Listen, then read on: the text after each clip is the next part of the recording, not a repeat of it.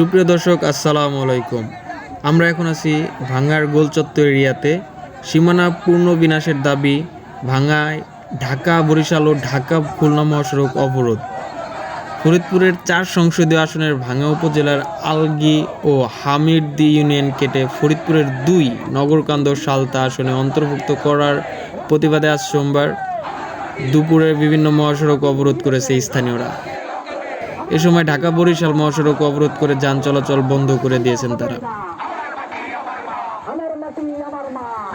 ভাঙ্গা পৌরসভার দক্ষিণপাড়া বাস স্ট্যান্ডে স্থানীয়রা সড়ক টায়ার জ্বালিয়ে সকাল 11টার দিক থেকেই সড়কে অবস্থান নেন। এতে দুদিকের সড়কে যান চলাচল বন্ধ হয়ে যায়।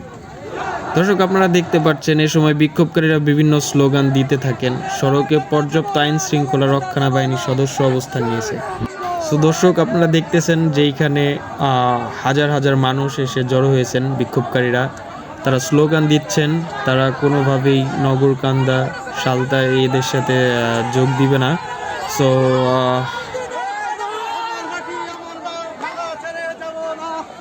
সুপ্রিয় দর্শক।